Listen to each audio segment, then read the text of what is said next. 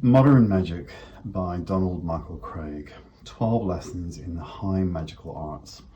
So I have owned this book for almost 2 years now, and I confess I have yet to read all the way through. And I decided to go back to the beginning, and I think we're just going to go back to the start, and I'm going to read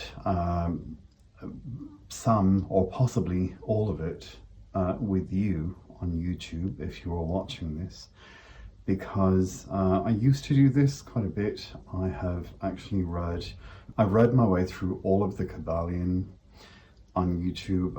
I do have all of those videos as private videos, which I may or may not make public. I don't know. I'm trying to give my YouTube and my whole social media a complete and total overhaul now, to try to make the whole thing look and feel more professional. So yeah, there's a lot of private videos that will either remain private or not. I don't know, we'll see. Anyway, Modern Magic by Donald Michael Kraig. I may just read a little bit of this, and we'll see how it goes. If you, as with all of my videos, if you are enjoying these videos, even if it's in the future, don't worry. It's currently August 2026. Maybe it's August of 2027 or 2028 or 2029 right now. No matter, if you're enjoying the videos, and if you've not already done so, please consider subscribing. If you can take a minute to push a like button, that would be great. If you would like to leave a comment, that would be awesome.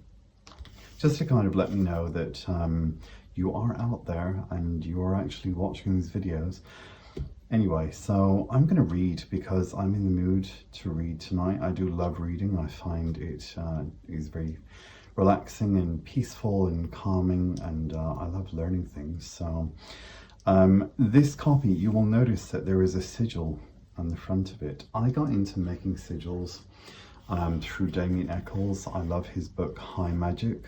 As you can see, there is another sigil on the front of this, and he kind of taught me how, well, through reading his books, he taught me how to do this and the power of making sigils. And I think of this as kind of a form of self-hypnosis in a way. I'm hypnotizing myself to believe that I'm a powerful magician, to believe that I can make things happen, that I can create positive changes in my life, that I can lose weight, keep going to the gym, through using magic and sigils. I convinced myself to hire a personal trainer this year, which has been a huge step, and initially felt incredibly kind of bougie, and I kept thinking, I can't afford to do this. Oh my God, it's so much money, and and initially it was something that I was going to do for a couple of weeks to sort of try it out. And now I'm at this stage where I really love it, and it has become part of my weekly routine, and he has become part of my weekly routine. And it's just kind of like when you have someone who pushes you and motivates you, and who messages you at 11 o'clock at night saying, what did you eat today? And it's just kind of constantly there saying, you can do it, don't quit, you can do it. And is there as a friend, and a support network. It's amazing. And you suddenly realize, gosh, how did I do without this? And anyway, so I found sigils and really kind of thinking about magic as a way of self-hypnosis to be an incredibly important tool, which is why I wanted to make these videos for you guys. So anyway, by the way, if you read Damien-Echols' book, Ritual, he wrote with his wife, Laurie Davis, you will know that this sigil basically spells out the word magic. It is the word magic, M-A-G-I-C-K. So there you go. When you start to realize the power of sigils, in how we can turn words into symbols, which is kind of what we do with tarot cards. If you think, these are all a series of sigils. Yeah, the Emperor, self-discipline, which is what I'm doing by hiring a personal trainer. It's just interesting that card came up almost by magic. Speaking of sigils, this is another very powerful sigil. The seal of Amenet, I think is the original name, created by John Dee around the 15th or 16th century. And I think that John Dee was the astrologer to Queen Elizabeth. I think, I'm not entirely sure, my knowledge of history isn't fantastic, but this is a wonderful example of a sigil. This is known as the seal of truth, I believe, and is very powerful, very, very powerful. Just having that on my desk, it just makes me feel incredibly witchy and incredibly powerful and knowledgeable, and kind of like I know what I'm doing finally after 5 years of studying. And anyway, so we're going to get into this book, Modern Magic, 12 Lessons in the High Magical Arts by Donald Michael Kraig. And before I do this, I just wanted to share with you some other books that I do recommend. Ritual by Damien-Echols and his wife Laurie Davis. Like I said, it's a beautiful book. Also High Magic by Damien-Echols. Angels and Archangels, also by Damien-Echols, is an amazing, really incredible book. You will love this. It's called Angels and Archangels, A Magician's Guide. The Middle Pillar by Israel Regardie, which I love. Also The Tree of Life, which I don't have. It's in my bookshelf, but I read that earlier this year. I'm gradually working my way through The Golden Dawn. I have to say, I find it kind of a bit daunting. Yeah, and it's one hell of a read. Oh, it really is. This is quite a challenging read. It's not the kind of book that you can just sit and read your way through. I think that this will just be a kind of a lifelong effort, to be honest. Maybe more than one lifetime, I don't know, to eventually understand, to process all of this information and understand it. Yeah, but I kind of keep it on my desk just to make me feel like I'm part of this, you know, ancient sort of, well, maybe not so ancient, but certainly secret society of magicians, and which is where we get the beautiful Rider-Waite-Smith tarot cards from, of course. Arthur Edward Waite being a member of the Golden Dawn, along with a lot of other very notable people, authors and poets and incredible minds, you know. Anyway, the Golden Dawn, eventually I'm going to read my way through that. I keep telling myself. An easier version, kind of, to cover Kabbalah. I'm reading my way through the Chicken Kabbalah of Rabbi Lamed Ben Clifford, by Lon Malu Duquette.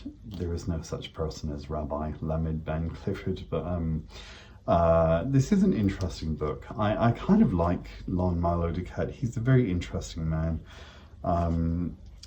He's a little bit thelemic for me, if that makes sense, because that's not really my cup of tea, but and sometimes I find it can be a little bit challenging, but yeah, this is interesting. I have also been reading, kind of trying to get through the Tarot Architect, although I am not yet at the stage of making my own deck of cards.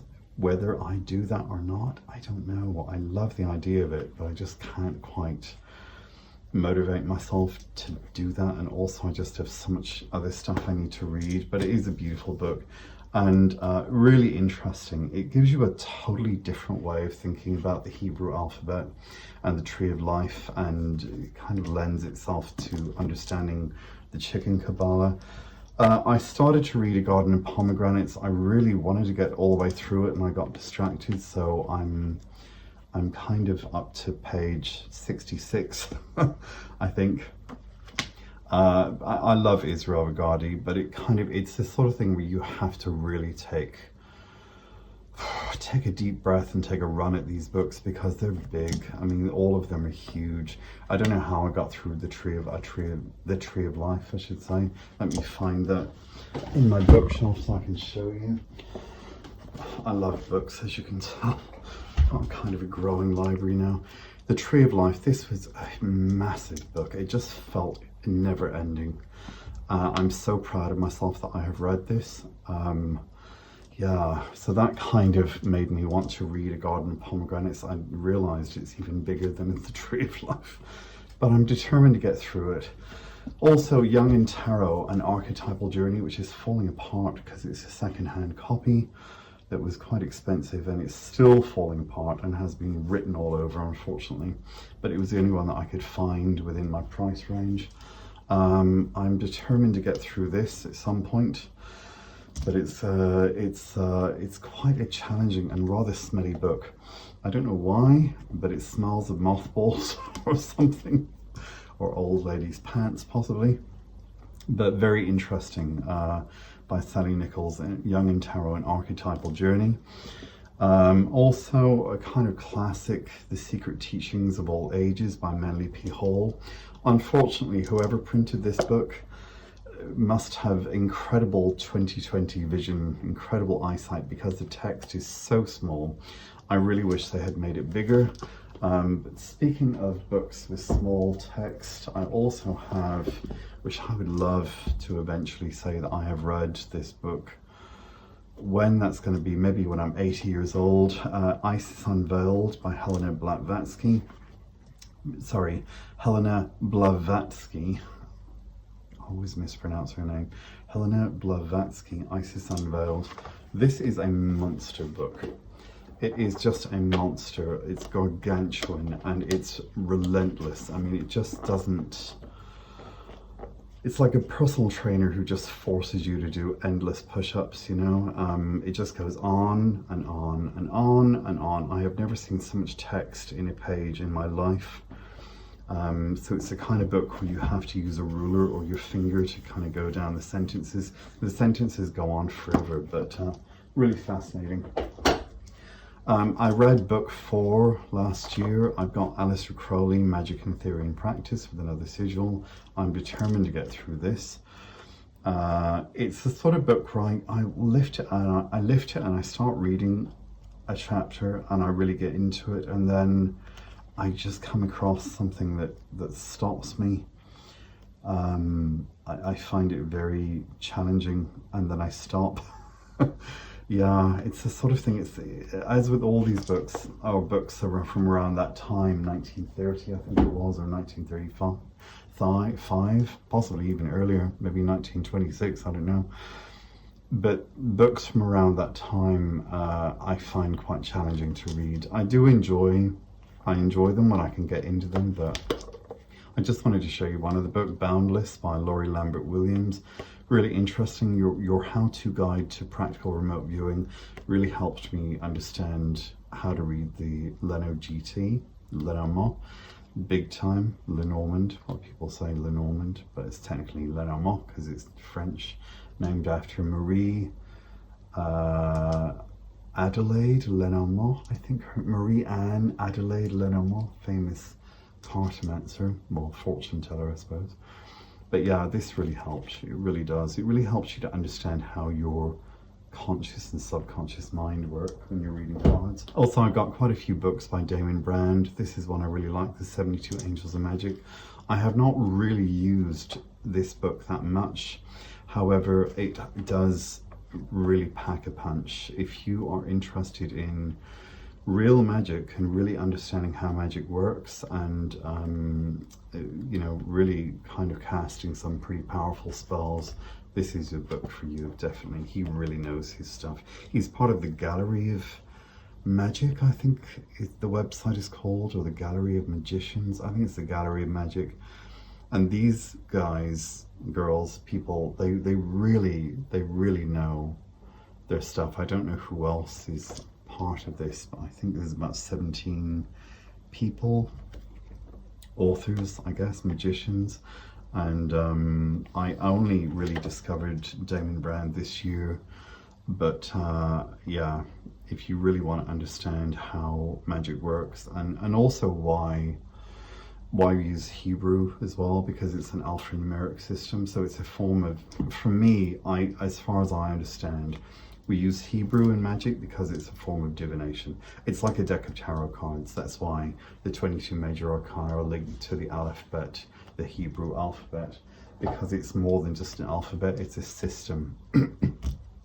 So it's how we can, through gematria, talk to loved ones on the other side, talk to spirits, and also, of course, get divination, use divination in the sense of getting information from the divine part, the higher levels of consciousness, if that makes sense. Anyway, okay, so let's, after that long chit chat, let me get my tarot cards out of the way, and we will get into Modern Magic by Dr. Michael Kraig. I hope you enjoy this different kind of video. So the contents, gosh, I remember looking at this table of contents thinking, wow, there's a lot. Just to give you an idea of what we have: Lesson 1, Dreams and the Dream Diary, the importance of delaying dream interpretation, the ritual diary and its use, why you should read other books on the subject, tarot decks, the relaxation ritual, definitions of magic, white, grey and black, the story of Robin the Satanist, the tarot contemplation ritual, brief divinatory meanings of the major arcana cards of the tarot, mythic and factual histories of the tarot, modern tarot evolution, my theory for the creation of the tarot, fortune telling versus divination, the split hexagram tarot divination spread, a sample tarot reading, learning the tarot, reasons for regularly performing the lesser banishing ritual of the pentagram, the LBRP, attitudes in preparation for ritual. Is that right? Yeah. Magical tools, location, the altar candles, the weapons, the bell, the robe, drawing the banishing earth pentagram in the air, appropriate visualizations, reviews, and bibliography. There's a lot, an awful lot to each section. Okay, so forward by Chick Cicero and Sandra Tabitha Cicero, who have edited all of Israel Regardie's books. For example, The Garden of Pomegranates, edited and annotated with new material by Chick and Sandra Cicero. What is magic? Ask a dozen people this question and you may well get a dozen different answers. The subject of magic is one of those hot button topics that triggers widely differing emotional reactions in people. Hollywood fantasy and horror films, while providing viewers with thrills and chills, have continued to disseminate half-truths and misinformation about what magic is, how it works, and why magicians practice it. Magic is a process. In ancient times, magic and religion were considered one and the same. They shared a fundamental origin and unity. Today, however, magic is often thought of as a distinct area of study, separate from religion. Modern magic is considered a refinement of medieval magic, the esoteric practices that were formulated in Europe during the era between antiquity and the Renaissance, practices that were created by a surplus of unemployed clergymen in medieval society. A Western magician practicing his craft in medieval times would have come from a Judeo-Christian background, and he would have thought of magic in simple terms, not in the psychological jargon that is used today. To the medieval magician, magic included the ancient arts of alchemy and astrology, but its most evident feature was working with spirits. Magical texts of the period, known as grimoires or grammars, are primarily concerned with the interaction between the magician and the spirit world, an invisible world populated with hordes of spiritual entities, archangels, angels, planetary intelligences, elementals, and demons. Unlike medieval magicians, contemporary practitioners come from a wide variety of religious faiths: Christian, Jewish, neo-pagan, Wiccan, Buddhist, etc. And yet all are able to use the techniques of modern magic to accomplish their goals. Magic has its own set of attributes, mental processes, and natural or scientific laws, whereas religion depends more on faith, creed, and official doctrine. In short, religion is a specific set of a specific belief or set of beliefs, values and practices, usually based on spiritual teachings. Magic is a method or mechanism for causing change in accordance with cosmic laws. This does not mean, however, that magic and faith are completely disconnected. Very often they work together. Is magic a form of miracle working or merely an aspect of psychology? The most knowledgeable authorities in the subject have concluded that magic is a combination of both. It has been defined as the method of science, the aim of religion. Famed 19th century occultist Eliphas Levi posited that magic combined in a single science that which is most certain in philosophy with that which is eternal and infallible in religion. In magic, faith and reason are not antithetical concepts. I think that's the right pronunciation of that word. Antithetical. I think that's right. I guess they're sort of conflicting concepts. Instead, they are potent tools that, when used together, complement and empower the magician's ceremonial workings. If faith and reason can be likened to two contending forces, then magic is the force that unites them. That's interesting. This seeming paradox, I suppose, like 2 + 2 will always equal 4. This is what I always think about. The up is always up, down is always down, right is always right, left is always right, and left is always left, sorry. This seeming paradox is illustrated in the teachings of the Kabbalah, wherein two opposing energies work together to power an engine we call the engine we call the universe. Or the Golden Dawn, or as the Golden Dawn tells us, there are those forces betwixt which the equilibrium of the universe dependeth. Author Donald Michael Kraig has provided one of the clearest, most succinct definitions of magic ever written.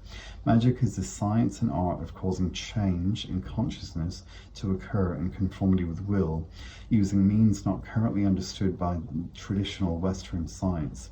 In this case, will is understood not in terms of the individual's petty wants and desires, but rather as an intention that is in harmony with the fundamental essence of the individual's higher self, and also in full accord with the natural or cosmic law.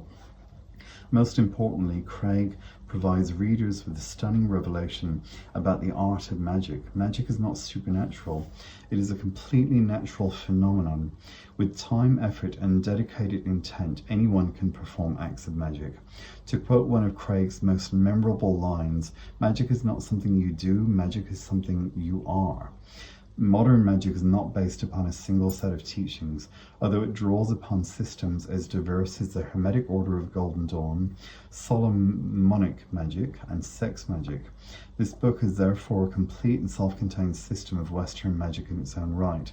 The 12 lessons contained herein include a wealth of information on the Kabbalah, creative visualization, the creation of talismans and ceremonial implements, magic mirrors, evocations, and much more. When we first read Modern Magic in 1988, it was obvious to us that this book was destined to become a contemporary grimoire, favoured by ceremonial magicians from many different traditions. Clearly written in an instructional step-by-step lesson format, with plenty of practical exercises and review quizzes at the end of each chapter, Modern Magic has become an indispensable text for any magical library. It has sold as many copies as Israel regards the Golden Dawn, speak of the devil, but in a fraction of the time. Today, books on ceremonial magic are plentiful, but very few of them can claim the title of occult classic. Modern Magic is one that can, and with every new edition, it only gets better. There we go. Interesting. Wow. So, okay. I am going to probably not read all of these because it will go on forever.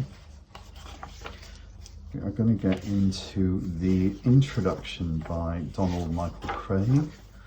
Okay.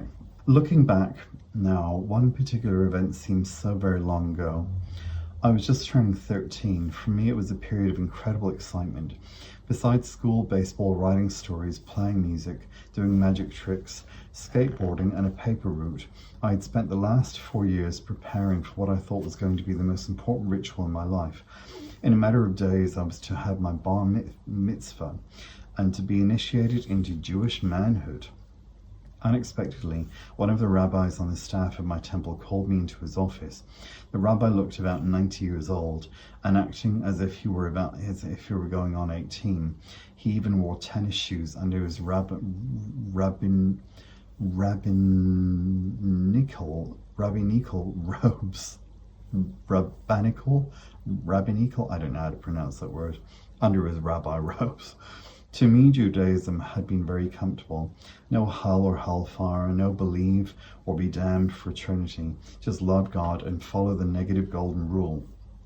Don't do unto others if you would not have them do the same unto you. Okay. To a scientifically orientated person like myself, I loved everything scientific and of course did the odd experiment with my Gilbert chemistry set. This was a nice, safe, almost secular religion until the old rabbi called me into his office. He talked to me about my first responsibilities as a man within the Jewish community. I was overwhelmed with foreign information. Until now, this had been a virtually unknown part of my religion. In a few moments, the rabbi virtually blasted away my previously safe cocoon of conservative Judaism. Sure, we were supposed to wear a talit, prayer shawl, during certain ceremonies. It was a nice idea because by wearing such a cloth, all were seen by God as being equal. My young mind didn't think that God could see through the cloth to riches that might be worn beneath. But now I was told the talit was supposed to have so many threads of such and such colors and be tied in a certain number of knots. What sort of craziness was this? And then there was I'm butchering the pronunciation of these words, tefillin. I was supposed to participate in certain prayer rituals called a minyan that required a minimum of 10 men. Why 10 and not 11 or 9? During the minyan, we were supposed to each wear the tefillin. The one for the arm was a box with prayers in it, worn only on the left arm, and the box near the heart. It was held on by a leather strap, which was then wound 7 times around the arm. Then it was to be wound again around the hand so as to form the Hebrew letter shin, when combined with a knot on the head straps that forms the letter dalet, and a knot on the arm strap that forms the letter yud, spelled out the word Shaddai, a name of God. I thought the name of God was the 4-letter word which was never supposed to be pronounced. The other box was worn like a unicorn's horn between and just above the eyes. It had 2 straps that would come back over the head and then around the shoulders and down the front. The straps of both tefillin were finished on one side and left unfinished on the other. They had to be worn with the finished side showing. Suddenly my safe logical religion was illogical and no longer safe. I needed to find out the roots of my religion and discover the basis of what appeared foolish. Thus began a search and study which has so far taken decades, led to the Kabbalah and ritual magic, and accumulates in these lessons which you are now beginning to study. In those years I have studied thousands of books and searched the United States and Western Europe. I have written for occult and New Age magazines and papers. I received a BA in philosophy from UCLA, and a certified tarot grandmaster, a certificate. Am a certified tarot grandmaster, a certified clinical hypnotherapist, a master practitioner of neuro-linguistic programming, and have an honorary doctorate in metaphysics. Wow. The lessons you are beginning here are not something I have merely dreamed up. I have taught these courses dozens of times in the Southern California area to hundreds of students. Each time it was taught, I tried to improve and refine it. It was finally partially published for the first time is a mail-order course. Now those lessons are being published in book form to make them even more widely available. You have the great advantage of having the entire course written out for you in far greater detail than any of the notes ever taken by any of my students. I am also able to present far more information than ever before. I'd like to talk a bit on about what this course covers. It is naturally on ritual, ceremonial, or art, magic, and the Kabbalah, the philosophy behind magic, and for that matter all Abrahamic religion too. It is primarily in the tradition of the Hermetic Order of the Golden Dawn, as within that group developed the union of numerous aspects of the Western mystery tradition.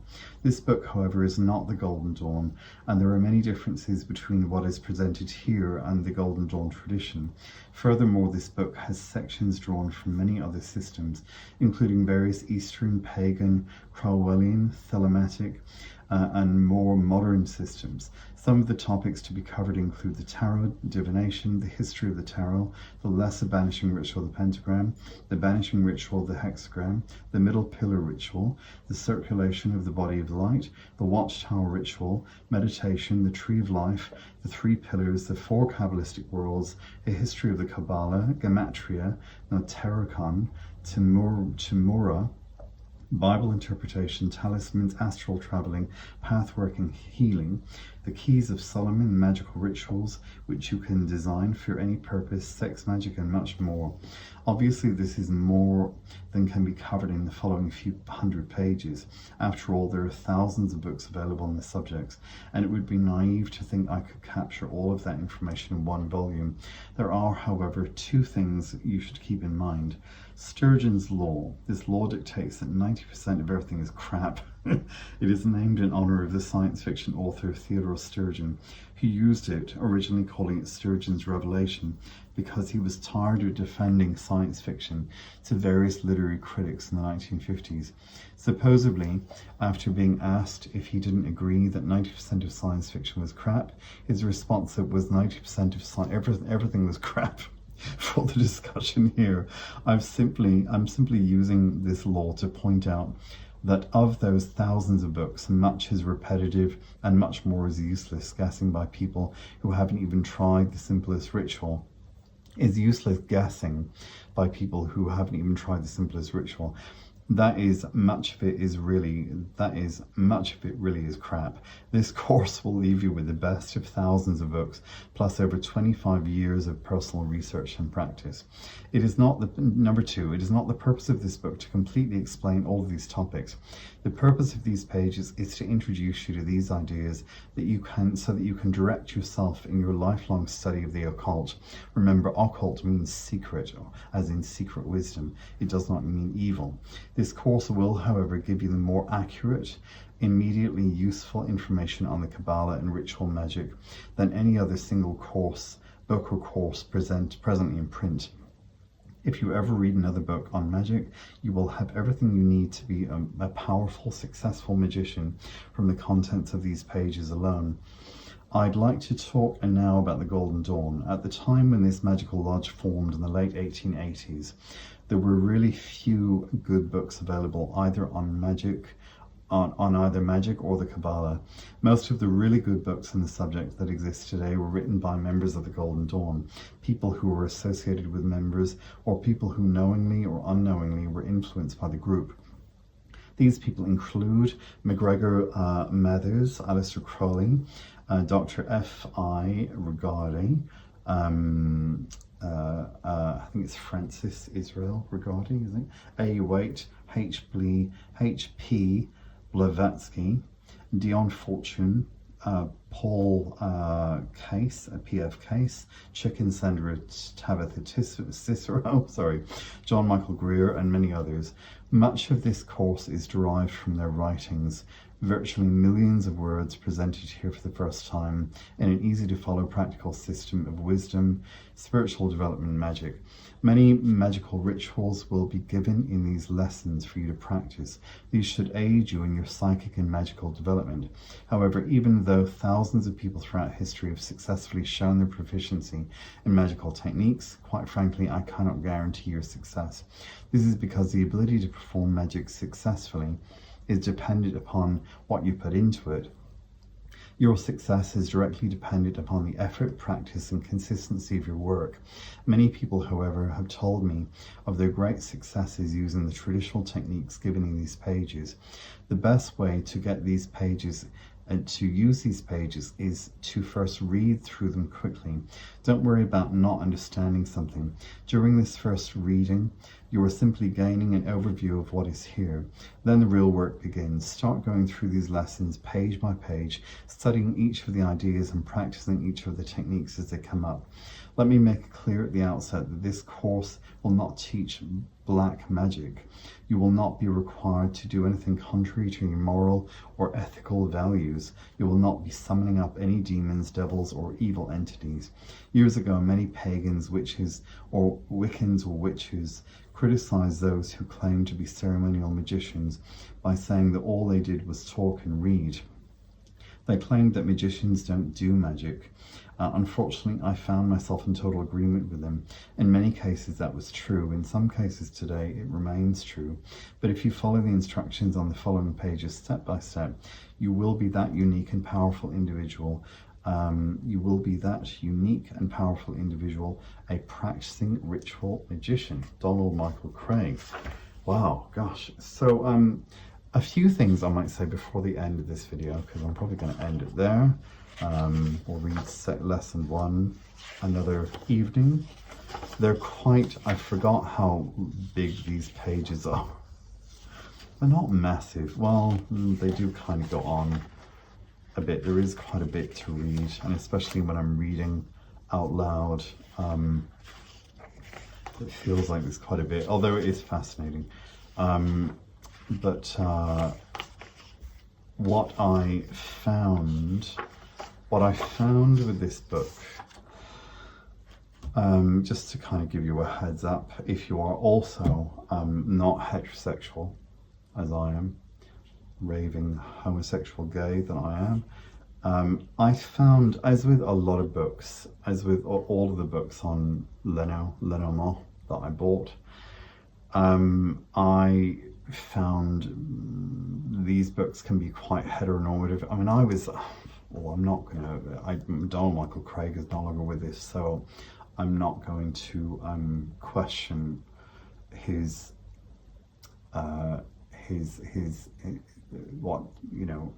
sexuality, but I did see a few videos, and I was kind of wondering, to be honest. Anyway, yeah, there's a whole section on sex magic, which is very heteronormative, and again, it's the same thing with L'Homme Malédique. You know, what you realize is that if you are reading the work of a straight dude, then you're going to get a straight dude's perspective, and a lot of people just simply will not kind of think about, you know, people who are not straight. They write from their own life, their own perspective, and their own experiences, and I've kind of come to be more accepting of that now. However, yeah, a lot of things that I read, I find just kind of rub me up the wrong way, put it that way. I do have one book by John Michael Greer, and I did read something a couple of years ago, I think it was, where he seemed to be a bit of a Trump supporter, and it really put me off big time. And I just I almost threw the book out the window, to be honest. I do still have it. I didn't particularly enjoy it. I didn't, well, in a way, it's I think it's called Learning Ritual Magic. In a way, what I did read kind of helped me to get to grips with understanding this. But I definitely have a mental block. I have a mental block with quite a few authors where if I get a sense that they're not allies, then I find it very difficult to read their words. You know, of course, it's like it would be like, you know, well, it's like anyone with extreme views, you know, or negative views on groups of people, that it's hard to, you know, anyway. Just to say that. So, but thankfully, for the most part, apart from the section on sex magic, I found this book because I have actually read quite a bit of this. I read my way through quite a bit of this book, most of it actually once. So I am familiar with it, and I found it to be reasonably agreeable, I suppose. And the older I get and the more that I study these things, the more that I'm able to kind of take myself out of it and not be quite so insulted by things, thankfully. I just decided that I wanted to learn as much as I could, which is why I'm sitting kind of trying to get my way through books like A Garden of Pomegranates and The Golden Dawn. You know, they're challenging books. They really are. Even, to be honest, I keep picking up the Chicken Kabbalah, and I got to about page 10. I did read the introduction, but I've only just kind of gotten to page 10 now. And I'm kind of getting into it. I think I'm going to take this to bed and read a bit more. Yeah, so I'm kind of getting there. Anyway, I'm waffling. I don't know why I'm waffling in a YouTube video. This is going to be very uninteresting to watch. But I just thought I would read a bit of the introduction of this because I kept looking at it thinking, God, I need to go back and read this. I really, every day I've been waking up and the first thought that I have is, I really want to continue with my study of Magick, and I really want to get through this. I desperately want to get through this, and I just want to start to practice Magick in a more structured way, because the changes that I have found are profound. I mean, really, this is the point of this video, is that if you're wondering why Magick, why practice Magick, why read all of these books, and why do all of these things, if it seems like a lot of work and you think to yourself, well, this is nothing like how people talk on TikTok and it all seems very complicated and things like this just seem totally beyond, you know, any comprehension, any sort of level of comprehension. I understand it does take work. It's like hiring a personal trainer and going and lifting those weights when you don't feel like doing it. Believe me, I go in the gym and I think I don't feel like doing it because I know that halfway through it's going to start hurting like hell, and I have to keep pushing myself when I don't feel like doing it. I totally get it, but what I have found is that you develop habits and you change the way that you think about everything, and then the changes in your subconscious mind impact the world around you, and your physical world starts changing in ways that are unimaginable. My life now is unrecognizable compared to what it was like a year, 2 years ago. When I look around my surroundings now, I don't recognize myself, and it's all down to Magick, 100%. So if you want to make positive changes in your life, I recommend you read books like this big time. Anyway, all right, folks, I hope you enjoyed the video. If you did, let me know, subscribe, push the like button, leave me a comment, that would be great. If you are watching in the future, like I said, it is August of 2026. If you are watching in August of 2027, August of 2028, August of 2029, August of 2030, God, that's an interesting thought. Will this video be still online August of 2030? Let me know. That would be so interesting to have a message from the future. Hi. And you never know, maybe I finally hit 1,000 subscribers, which I've been trying to do since I started on YouTube in 2020. It's been a long time coming, as Taylor Swift said. Anyway, I'll see you next time. Bye.